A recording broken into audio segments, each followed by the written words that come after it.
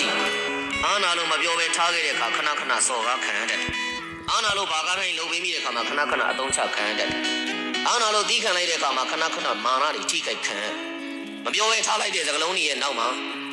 သူတစ်ပတ်သားရဲ့တိတ်ခါတွေကိုထိခိုက်သွားမှဆိုတဲ့ကိုချင်းစာတတ်တဲ့သူတွေပဲအများဆုံးနာကျင်ရတယ်တစ်ဖက်သားကိုအာမနာတဲ့သူတွေရဲ့စိတ်မှာတော့သူ့ဘက်ကိုချင်းစာဖို့အတွက်စိတ်မရှိတဲ့အတွက်လည်းဘသူတူတယောက်အပေါ်မှာလည်းစာနာနားလည်းမပေးနိုင်ကြဘူးဒါကြောင့်လည်းအမြဲတမ်းအာနာနေလို့မဖြစ်နိုင်တဲ့အခြေအနေတစ်ခုမှာတော့ဘသူ့ဘောအာနာသိမ့်လဲဆိုတော့ရွေးချယ်ဆုံးဖြတ်တတ်ဖို့အဓိကကြပါစေတနာနဲ့ချစ်တွေကိုလူပေးမှတဲ့အခါမှာဒုက္ခရောက်တတ်တယ်လို့အာနာတတ်တဲ့သူတွေမှာလည်းလူမမားဖို့အရေးကြီးအမြဲတမ်းမဟုတ်ရင်တော့မှတစ်ခါတလေမာနာလေးထားပြီးတော့ခက်ချိတ်ချိတ်နေကြည့်ပေါ့လောကကြီးမှာလူတိုင်းစေတနာနဲ့မတန်တယ်လို့အာနာချင်းနဲ့မထိုက်တန်တဲ့သူတွေအများကြီးရှိတဲ့ကြပါ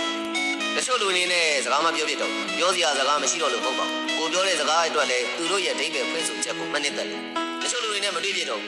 တွေ့စရာအကြောင်းမရှိတော့လို့တော့မဟုတ်ဘူးသူတို့နဲ့တွေ့ဆုံခြင်းပြီးမှကိုယ့်အတွက်စိတ်သက်သက်ပဲကြံခဲ့တယ်